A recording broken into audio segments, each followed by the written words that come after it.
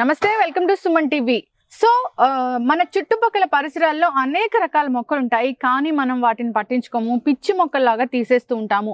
కానీ వాటిలో అనేక రకాల ఆరోగ్య ప్రయోజనాలు ఉన్నాయి, మెడిసినల్ వాల్యూస్ ఉన్నాయి, అనేక రకాల అనారోగ్య సమస్యలను ఇట్టే తగ్గిస్తాయి కూడా.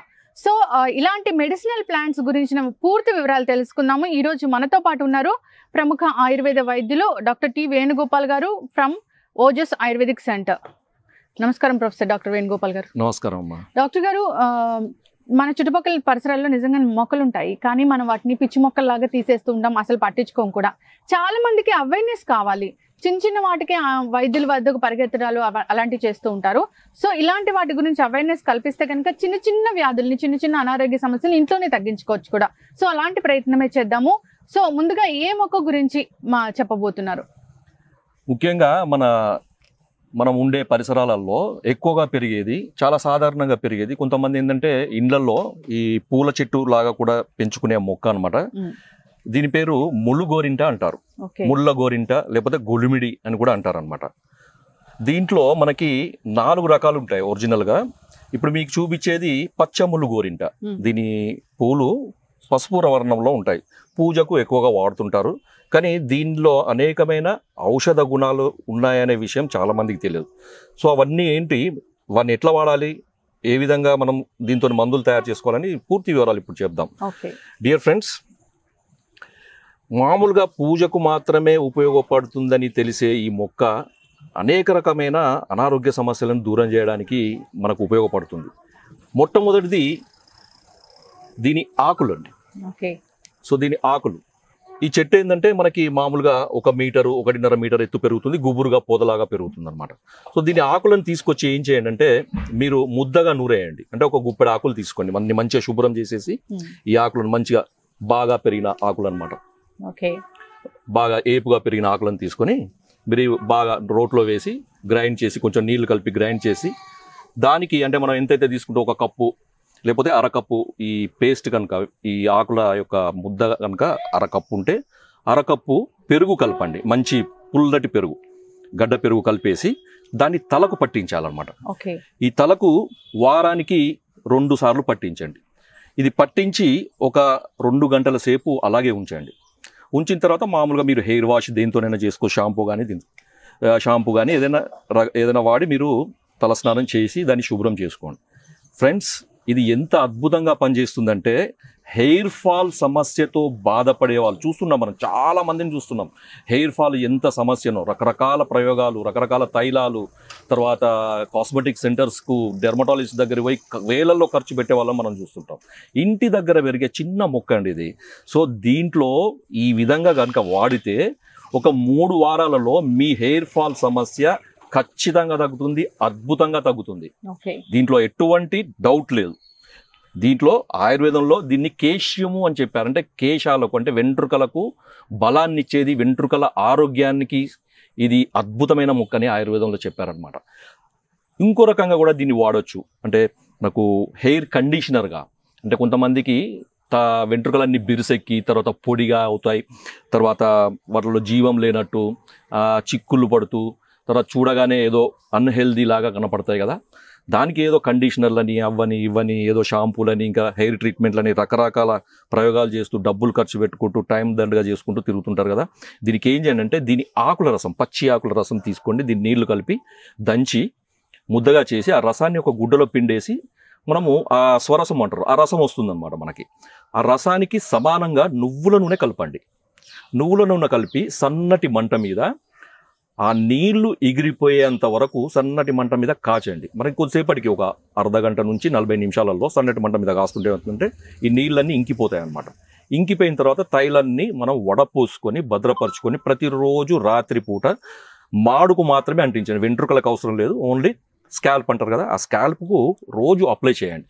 ఇలా చేస్తే వెంట్రుకల కుదుళ్ళు చాలా దృఢంగా తయారవుతాయి. అంటే బలహీనంగా ఉన్న వెంట్రుకలు కుదుళ్ళు వల్ల ఏమవుతుందంటే హెయిర్ ఫాల్ అవుతుంటుంది కదా. సో దీనివల్ల ఏమవుతుందంటే ఆ కుదుళ్లకు మంచి బలం వచ్చేసి హెయిర్ ఫాల్ అనేది ఖచ్చితంగా తగ్గుతుంది.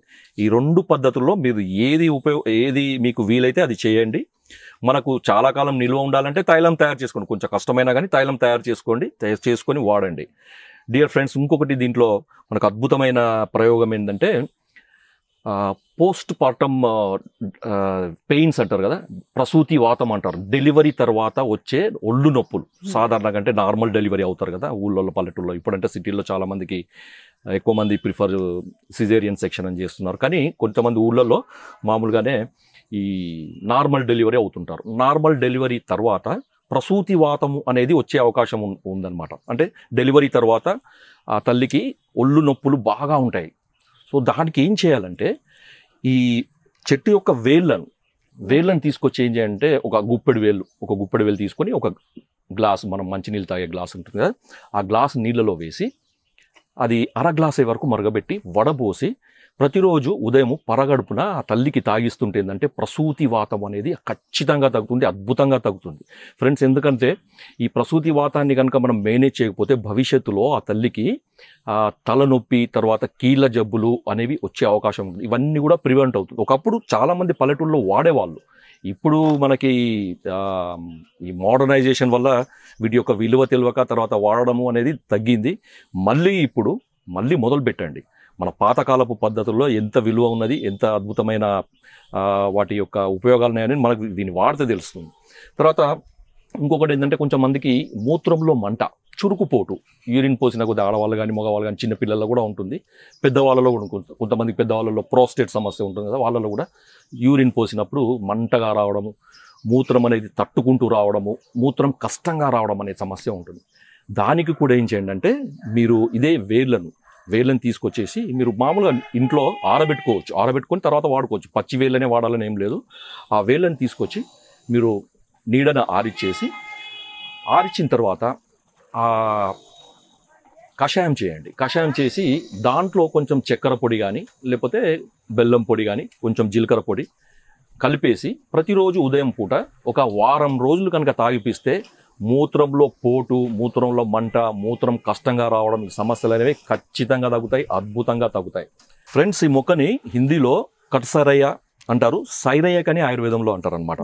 బార్లేరియా ప్రయోనైటిస్ అని దీన్ని శాస్త్రీయ నామం ఫ్రెండ్స్. ఇంకొకటి ఏంటంటే దీంట్లో కొంతమందికి మామూలుగా దురదలు, తర్వాత కురుపులు, దద్దులు లాగా అవుతాయి కదా, అప్పుడు ఏం చేయండి అంటే ఈ ఆకులను తీసుకొచ్చి మెత్తగా ముద్దగా నూరేసి పట్టించండి. అలా ఒక వారం 10 రోజులు కనుక రోజు పట్టిస్తుంటే ఏంటంటే ఈ దురదలు ఇవన్నీ కూడా తగ్గిపోతాయి. ఇంకొకటి ఏంటంటే గౌటీ ఆర్థరైటిస్ అంటారు కదా, సీరం యూరిక్ యాసిడ్ అని పెరగడం వల్ల వచ్చే సమస్య, ఈ కీళ్ళలో వాపు, మంట, పోటు ఇవన్నీ కూడా ఉంటాయి. వాళ్ళకి కూడా ఇది అద్భుతంగా పనిచేస్తుంది. ఈ ఆకుల ముద్దను బాగా నీళ్లు కలిపి ముద్దగా చేసి ఆ ముద్దను వాచిన జాయింట్ మీద కనుక పెడితే ఈ వాపు తగ్గుతుంది, పోటు తగ్గుతుంది. తర్వాత ఇంటర్నల్ మెడిసిన్స్ ఆయుర్వేద వైద్యుల సలహా మేరకు కూడా వాడండి ఫ్రెండ్స్. ఇంకొక ఉపయోగం ఏంటంటే ఉబ్బసం, అంటే శ్వాస తీసుకోవడానికి ఇబ్బంది కలగడము, ఆయాసం అంటారు కదా, అలాంటి పరిస్థితుల్లో ఏం చేయండి అంటే ఈ సమూలం అంటే మొక్కను వేర్లతో సహా తీసుకొచ్చి చిన్న చిన్న ముక్కల్లాగా కట్ చేసి నీడన ఎండబెట్టండి. ఒక 3-4 రోజులలో ఎండిపోతుంది. అది ఎండిన తర్వాత దాన్ని కుప్పనంత దగ్గరికి చేసి దానికి కొంచెం అగ్గి అంటిస్తే అది మొత్తం కాలిపోతుంది, అంటే భస్మం చేయాలన్నమాట. సో ఇలా భస్మం చేసిన పొడిని 1 టీ స్పూన్ మోతాదులో నీళ్ళలో కలిపి ప్రతిరోజు ఉదయం పరగడుపున తాగుతుంటే, ముఖ్యంగా చిన్నపిల్లలు, ఆస్తమా అనేది చిన్నపిల్లలను కూడా బాగా ఇబ్బంది పెడుతుంది అనమాట. ఆ చిన్నపిల్లలకైతే ఒక 1/2 టీ స్పూన్ నుంచి 1/2 టీ స్పూన్ కనుక తాగిపిస్తుంటే ఏమవుతుందంటే ఉబ్బస వ్యాధి అనేది చాలా అద్భుతంగా తగ్గిపోతుంది ఫ్రెండ్స్. ఇంకొక ఉపయోగం నేను చెప్పబోతున్నాను, దానికి ఏంటంటే తలనొప్పి. మామూలుగా సింపుల్గా మనకి స్ట్రెయిన్ వల్ల కానీ, లేకపోతే వేడి చేయడం వల్ల కానీ, లేకపోతే నిద్ర సరిపోకపోవడం వల్ల కానీ, లేకపోతే టెన్షన్స్ వల్ల కానీ కొంతమందికి విపరీతమైన తలపోటు వస్తుంది.